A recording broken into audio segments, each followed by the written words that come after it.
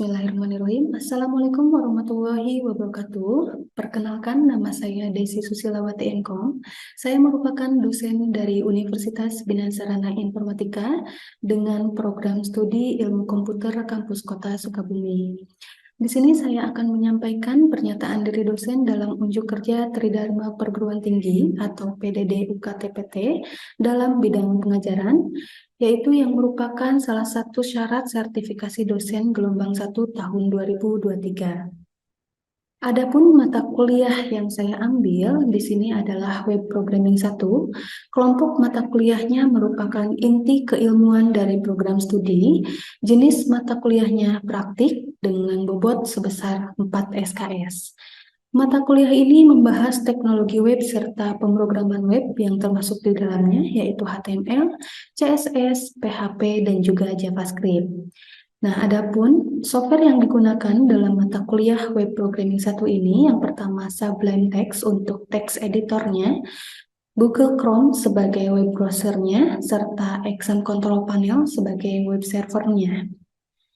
Nah, di sini ada capaian pembelajaran dari mata kuliah Web Programming 1. Yang pertama, menunjukkan sikap bertanggung jawab atas pekerjaan di bidang keahliannya secara mandiri, lalu menggunakan berbagai pendekatan pemrograman, membangun aplikasi sederhana berbasis web, dan perangkat bergerak dalam pengembangan sistem aplikasi TIK, lalu mendemonstrasikan kemampuan komunikasi lisan dan tulisan, memimpin dan bekerja dalam tim, mandiri dan bertanggung jawab terhadap pekerjaannya. Selanjutnya, menggunakan struktur data atau mengimplementasikan algoritma pemrograman dan atau profiling program, lalu melaksanakan debugging, pengujian unit program, integrasi program, dan membuat dokumen kode program. Yang terakhir, mampu menunjukkan kinerja mandiri, bermutu, dan juga terukur. Adapun capaian pembelajaran mata kuliahnya di sini, mahasiswa mampu memahami konsep dasar pemrograman web, mampu memahami teknik pembuatan sebuah website, memahami dasar-dasar HTML, memahami dasar-dasar PHP, penggunaan CSS, penggunaan JavaScript, lalu mampu mengaplikasikan konsep layout dari sebuah website. Selanjutnya, mampu mengaplikasikan gabungan konsep HTML, PHP, CSS, JavaScript dalam sebuah website. Nah, adapun sistem pembelajaran dari Web Programming 1 ini, yaitu total pertemuannya sebanyak 14 pertemuan, dan ujian tengah semester dan ujian akhir semester ada pada pertemuan 8 dan 16, akan tetapi ujian tengah semester dan ujian akhir semester ini digantikan dengan membuat proyek aplikasi web. Selanjutnya, ada materi ajar dari Web Programming 1 ini. Pertemuan pertama membahas mengenai pengenalan deskripsi mata kuliah, kontrak kuliah, materi teknologi pemrograman web, dan struktur navigasi. Pertemuan kedua HTML, lalu pertemuan ketiga PHP, pertemuan 4 operator, penggunaan form dan HTTP server yang menggunakan metode GET dan POST, lalu form lanjutan, form lalu percabangan, selanjutnya perulangan, JavaScript, CSS, latihan web responsif, dan terakhir pertemuan 13 dan 15 yaitu presentasi kelompok. Untuk pertemuan 8 dan 16 di sini tidak ada dikarenakan untuk pertemuan 8 dan 16 itu merupakan pertemuan UTS dan UAS. Nah, selanjutnya metode pembelajaran yang saya gunakan di sini, yang pertama YouTube. YouTube ini digunakan untuk video pembelajaran yang berisi tutorial pembuatan coding, sehingga mahasiswa dapat praktik secara mandiri di rumah, dan nanti dibahas offline ketika di kelas. Jadi, mahasiswa bisa coding terlebih dahulu dengan melihat video pembelajaran di YouTube. Nanti, setelah mahasiswa mempelajari itu, saya akan jelaskan pembelajaran mata kuliah web programming itu di kelas secara offline. Nah, ini untuk contoh pembelajaran di kelasnya. Lalu selain itu, saya menggunakan juga aplikasi MyBase yang saya gunakan untuk absensi mahasiswa serta memberikan penilaian dan penugasan di aplikasi MyBase. Nah, selain metode pembelajaran, di sini ada sistem penilaian untuk kehadiran bobotnya 20%, tugas 25%, UTS 25%, dan juga UAS 30%. Akan tetapi di sini, di web programming 1 ini tidak ada UTS dan UAS. UTS dan UAS itu digantikan membuat project web, sehingga project web di sini memiliki bobot sebanyak 55%, yang merupakan akumulasi dari bobot UTS dan UAS. Baik, itu saja pembahasan dari web programming 1. Selanjutnya ini adalah cuplikan pembelajaran di kelas yang saya sampaikan di mata kuliah web programming 1. Bismillahirrahmanirrahim. Assalamualaikum warahmatullahi wabarakatuh. Waalaikumsalam warahmatullahi wabarakatuh. Selamat pagi teman-teman semuanya. Pagi. Salam sehat untuk kita semua. Di sini kita bertemu lagi di mata kuliah web programming 1, yaitu di pertemuan 3 membahas mengenai dasar-dasar dari PHP. Untuk pertemuan 2 kemarin kita sudah belajar mengenai dasar-dasar HTML. Nah, pertemuan hari ini kita akan bahas mengenai PHP. Selanjutnya di sini ada aturan-aturan atau struktur dari PHP. Yang pertama, ketika kita membuat sebuah kode PHP itu harus dibuka dengan tag pembuka PHP. Tag pembuka PHP di sini yaitu kurung siku buka, tanda tanya PHP. Lalu dilanjutkan dengan statement atau pernyataan. Tetapi di sini ada syarat yang ketika kita membuat sebuah statement di PHP itu harus diakhiri dengan titik koma.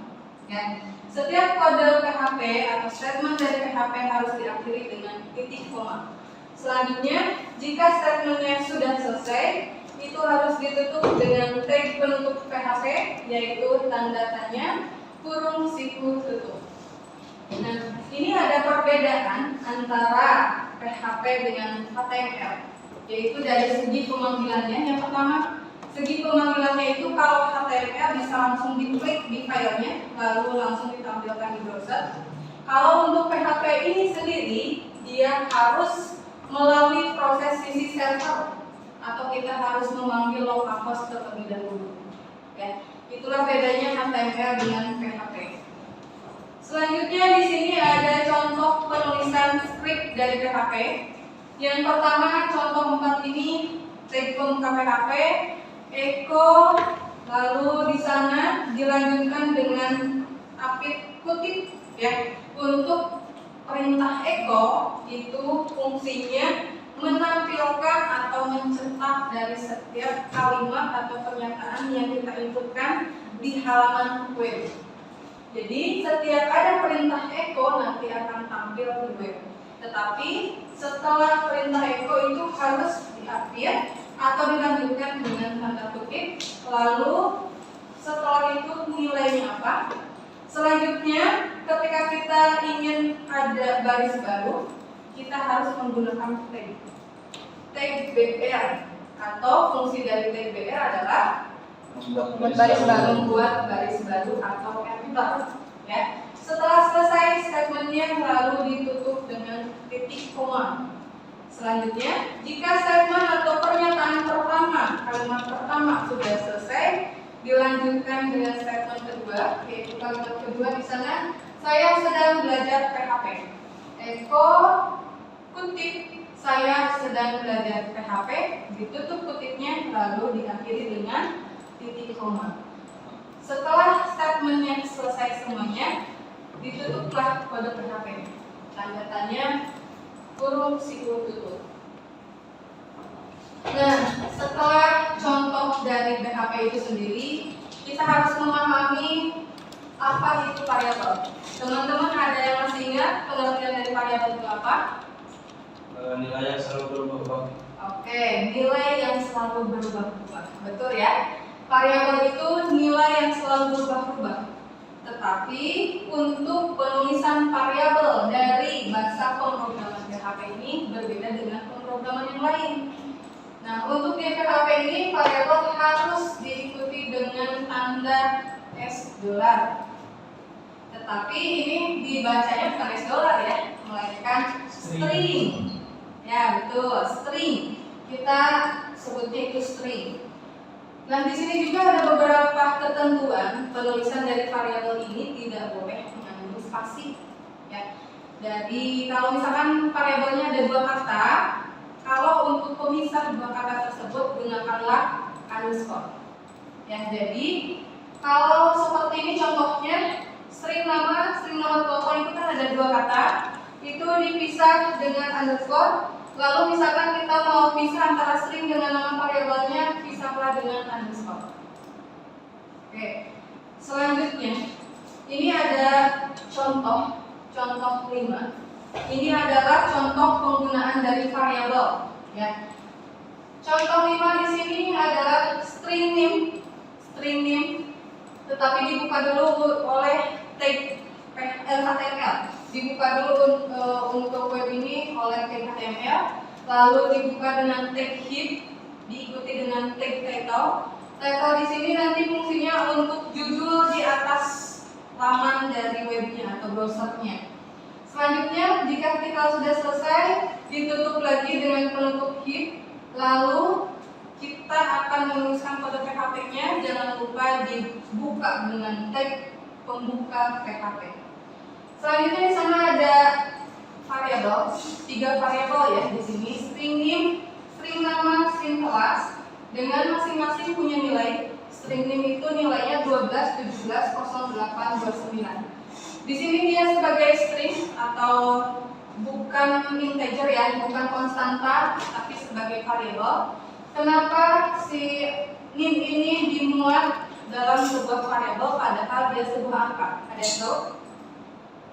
Karena tidak bisa dioperasikan. Karena tidak bisa dioperasikan atau tidak bisa dikalkulasikan. Ya, NIM ini merupakan NIM dari mahasiswa yang nantinya tidak akan ditambah, tidak akan dikurangi, tidak akan dibagi ataupun dikali. Jadi dia merupakan sebuah variabel. String nama Bima Bintang Galaksi. Sebetulnya nama di sini bebas ya, teman-teman mau masukkan nilainya apa. Yang terpenting di sini aturannya harus kita ketahui, itu harus diapit dengan tanda kutip dan diakhiri dengan titik koma. Selanjutnya ada string kelas juga sama ya, teman-teman bisa bebas ini mau masukkan nilainya apa. Lalu yang terakhir, setelah deklarasi dari variabel itu, kita tinggal panggil ya nilainya echo untuk menampilkan. Lalu NIM saya sama dengan, tidak usah diketik lagi NIM-nya, tinggal dipanggil saja variabel NIM. Karena variabel NIM ini sudah kita inputkan nilainya dari awal. Jadi nilainya sudah terwakili oleh variabel NIM. Begitupun dengan nama saya, string nama, kelas saya, string kelas. Ya, di sana diikuti dengan DR agar supaya lebih rapi ya, agar datanya keempel. Selanjutnya jika sudah selesai kode PHP-nya, ditutup kode PHP-nya, lalu tutup body dan tutup HTML. Dari contoh 5 di sini, apakah ada yang ditanyakan dulu? Ibu izin bertanya. Oke, kalau script PHP itu apakah bisa dibaca oleh extension HTML? Oke, baik. Kemarin kan kita menyimpan file itu dengan extension HTML. Tetapi bedanya di kasus di sini kita memuat sebuah kode PHP. Apakah, pertanyaan dari Tasya barusan, apakah bisa terbaca ketika kita menggunakan kode PHP di extension HTML? Jawabannya tidak. Ya, dikarenakan HTML itu tidak melalui server. Sedangkan PHP ini harus melalui server, yaitu exam yang tadi. Lalu dia harus dipanggil melalui localhost, lalu dia bisa terpanggil gitu ya datanya. Tetapi sebaliknya, jika HTML dimuat dalam extension PHP, itu bisa terbaca. Karena HTML itu melalui server ataupun tidak, HTML tetap bisa mengirimkan datanya. Ya. Begitu Tasya, ada apakah bisa dipahami? Bisa. Oke. Masih. Kita lanjutkan ya. Nah, ini adalah tampilan dari hasil yang tadi ya, inputan yang tadi. NIM saya langsung tercetak NIM-nya, nilai dari NIM-nya. Nama saya langsung tercetak nilai dari namanya. Sedangkan kan tadi kita memanggil variabelnya ya. Tetapi yang ditampilkan bukan nama variabelnya. Yang ditampilkan itu nilai dari variabelnya. Sampai kelas saya itu ditampilkan nilai dari kelasnya. Selanjutnya di sini selain dari variabel, kita juga harus mengetahui tipe data. Tipe data di sini hampir sama dengan bahasa pemrograman yang lain, tetapi bedanya tipe data yang ada di web programming 1 ini sifatnya lebih fleksibel. Ya, lebih fleksibelnya di mana? Ketika penulisan tipe datanya, tidak usah dicantumkan tipe datanya, cukup dicantumkan nilainya saja. Ya, jadi teman-teman misalkan nih mau membuat sebuah variabel jari-jari, ya. Misalkan string L sama dengan 10. Karena 10 merupakan bilangan bulat, di sini kita lihat bukan pecahan. Setiap bukan pecahan atau bilangan bulat di sana tipe datanya integer. Makanya secara otomatis nanti mesin akan memproses atau membaca si nilai tersebut tipe datanya adalah integer. Kalau saya inputkan bilangan pecahan, kira-kira tipe data apa yang terbaca? Kalau bilangannya pecahan, double, ya, karena double memuat nilai pecahan. Begitupun dengan string, kalau dia karakter, dia akan membaca langsung tipe datanya itu string. Ya, begitupun dengan boolean, objek, dan array. Sampai sini ada yang ditanyakan dulu? Ibu izin bertanya, Ya, perbedaan dari penulisan tipe data integer sama string itu gimana ya? Oke, untuk penulisannya ya, karena kan tadi sama ya untuk penulisan dan tipe data itu tidak perlu mencantumkan tipe datanya. Tapi untuk membedakannya kan di penulisan. Nah, untuk beda penulisan integer dan stringnya itu, bedanya jika string itu harus pakai dikutip. Ya, dikutip ya, diapit dengan tanda kutip. Misalkan di sini aset kutip, sedangkan integer tidak ada kutipnya. Itulah bedanya ya. Selain dari integer itu nilainya bilangan bulat, lalu string itu kumpulan karakter, tetapi beda dari penulisannya itu. Selain itu adalah stringnya memakai kutip. Kalau integer tidak. Nah, ini apakah bisa dipahami? Bisa. Selanjutnya ini adalah contoh ya, contoh dari tipe data dan variabel. Di sini saya mempunyai variabel jumlah dengan nilai 5, ya berarti ini sudah otomatis. Kira-kira menurut teman-teman tipe datanya apa? Integer, karena ini merupakan bilangan bulat. Harga 20.000, tipe datanya apa? Integer juga, karena bilangan bulat bukan merupakan pecahan dan bukan juga merupakan karakter karena tidak diapit oleh tanda kutip. Selanjutnya total itu didapat dari harga dikalikan jumlah, ya. Ingat setiap statement itu harus diakhiri dengan titik koma. Nah, setelah deklarasi variabel sudah selesai, di sana ada echo, yaitu untuk menampilkan, mencetak jumlah beli titik 2 string jumlah. Kita lihat perbandingannya dengan hasilnya. Di sana kan kita memanggil string jumlah, tetapi yang ditampilkan itu 5. Artinya nilainya yang kita tampilkan, bukan dari nama variabelnya. Begitupun dengan harga dan total bayar yang didapat dari jumlah beli dikalikan harga barang. Oke, saya lanjutkan. Ini ada konstanta, ya. Konstanta di sini berbeda, berbanding terbalik dengan variabel. Karena tadi variabel itu menurut Rizal nilainya selalu berubah-ubah.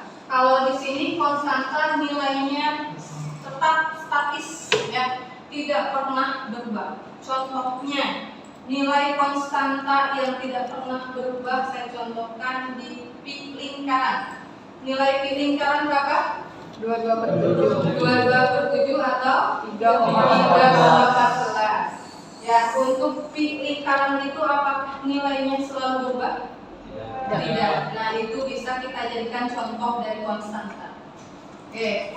Untuk aturan penulisannya itu diawali dengan define, ya. Lalu nama konstantanya, setelah itu nilai konstanta, ya. Harus diingat nama konstanta dulu, selanjutnya nilai konstantanya. Nilai konstanta, lalu nama konstanta. Di sini nama konstantanya tidak boleh mengandung spasi juga, ya. Nah, selanjutnya setelah konstanta ini ada komentar. Sebuah bahasa pemrograman kan itu memiliki bahasa yang tinggi, ya, yang mungkin sulit dipahami. Nah, teman-teman ketika mungkin lupa gitu ya script ini untuk apa, nah bisa memakai komentar karena komentar ini tidak akan terbaca oleh mesin. Ya, komentar ini bisa menggunakan bahasa yang kita pahami. Ya, di komentar ini teman-teman bisa masukkan misalkan nih berupa not, script ini untuk konstanta atau untuk variabel. Jadi kasih keterangan di antara coding-coding atau scriptnya. Ya. Untuk contohnya saya akan contohkan di contoh 7. Ya, tetapi kita lihat dulu untuk aturan dari komentar. Aturan dari komentar ini, jika komentarnya ada satu baris, di sini bisa memakai slash atau hashtag atau pagar. Jika komentarnya banyak banget mau curhat misalkan di sana, ya, teman-teman bisa menggunakan tag pembukanya slash bintang dan tag penutupnya bintang slash, yaitu bisa di-enter. Kalau kita menggunakan slash dan pagar, itu ketika di-enter dia tidak akan terbaca sebagai komentar lagi, karena yang terbaca hanya satu baris saja. Baris selanjutnya itu akan diproses mesin dan akan menyebabkan error. Ya. Makanya teman-teman harus bisa membedakan ya penggunaan dari atau aturan dari komentar ini. Oke, selanjutnya di contoh 7 ini ada deklarasi komentar, ya. Di sini kita akan menghitung luas lingkaran konstanta untuk nilai judul. Kita bisa membuat konstanta judul dengan nilai hitung luas lingkaran. Define judul itu nama apa? Nama konstanta. Hitung luas lingkaran itu nilai dari konstantanya. Selanjutnya konstanta nilai P. Di sana dikasih komentar biar kita nggak lupa. Kasih keterangan konstanta untuk nilai P. Define P. P itu apa? Nama dari konstanta. Kalau 3,14 nilainya. Oke.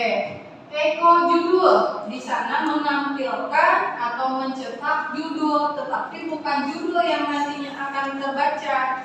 Di sana akan terbaca atau akan tertampilkan hitung luas lingkaran, karena judul di sana merupakan nama dari konstanta yang nilainya adalah hitung luas lingkaran. Selanjutnya ada string R atau jari-jari sama dengan 10. Eko jari-jari titik 2 string R, ya, memanggil variabel R, lalu string luasnya nanti dideklarasikan P dikalikan R dikalikan R. Eko luas lingkaran dipanggil variabel luas. Kita lihat untuk luarannya atau hasilnya, nah seperti ini. Hasilnya di sini luas lingkarannya 314 didapat dari 3,14 dikalikan jari-jari 10 dikalikan jari-jari 10 lagi, hasilnya 314. Sampai sini apakah bisa dipahami? Bisa. Oke. Saya lanjutkan ya. Nah, di sini bisa ditarik kesimpulan perbedaan antara HTML dan PHP. Perbedaan HTML yaitu dapat diakses secara langsung melalui browser, sedangkan PHP itu harus diakses melalui server, yaitu localhost, ya. Teman-teman bisa membedakan mana yang HTML dan mana yang PHP. Sebelah kanan saya ini PHP atau HTML? HTML. Yang sebelah kiri? PHP. Bedanya di mana? Di URL-nya. URL-nya, ya. Di URL di atas yang HTML itu adalah alamat filenya. Jika yang sebelah kiri ini yang PHP, bagian URL-nya itu yang dipanggil localhost-nya dengan nama folder dan nama file dari PHP.